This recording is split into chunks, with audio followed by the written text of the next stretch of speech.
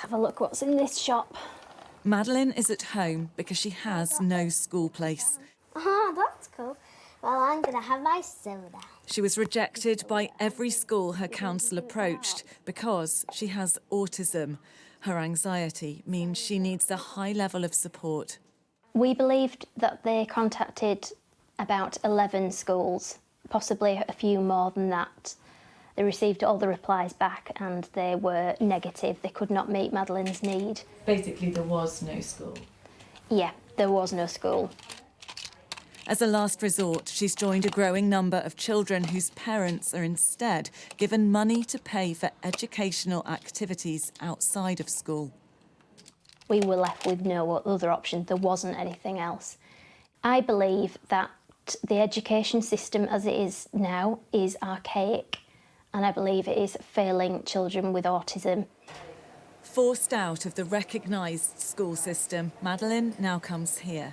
It's a controversial form of education known as unregistered alternative provision, which is increasingly the only option for children shut out of regular schooling.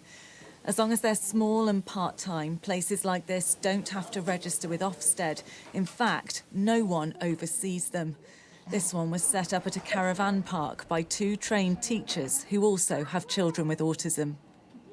I get calls every day from a different family that they are in crisis. They don't know where to turn. They've reached out to so many different services asking for help, and there's kind of no answer. That, you know, we don't know. People say we don't know what to do next. But the lack of oversight of places like this means no one knows how many there are around the country, yet it's estimated at least 20,000 children attend them.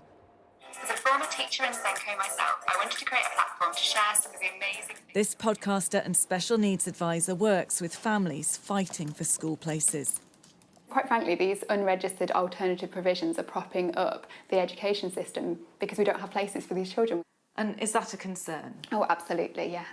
Because there's no oversight on this, how do we know they're doing a good job? How do we know these children are being well looked after? These are very vulnerable children with special educational needs and disabilities. They might not be able to communicate. And we're trusting these children in these settings with these people that we don't know as much about as we should do, perhaps. But the numbers explain the need. There are 8,400 children like Madeline who get funding for education other than at school, known as EOTAS, instead of a school place. In England, 1.5 million pupils have special educational needs, an increase of more than 87,000 since 2022. But the number of special school places has only risen by around 7,000. That doesn't explain, though, why so many mainstream schools are turning children away. I think the pressures on schools are multifaceted. Headteachers say they're having to make difficult decisions. There's some actually perverse incentives within the system. So if you're an inclusive school, it's more difficult to go and reach those very high results that some schools reach. We have to go and fund the first £6,000 in our school. When you take multiple children with additional needs, that adds up. So are you saying that you believe the Department for Education disincentivises schools from taking pupils with special educational needs? Yes, I think the system, the accountability system, goes and acts against our most inclusive schools. They would say, well, it's the job of schools to educate every pupil, and you're not. No, and I would say then they need to make sure they invest properly in schools so we've got the support to go and educate our most vulnerable and needy children. The Department for Education says councils are responsible for making sure there's appropriate education for all children and adds that it's increasing funding this year. The wind swirled tighter around her. But children like Madeline have been rejected by a school system that no longer provides for everyone. Becky Johnson, Sky News.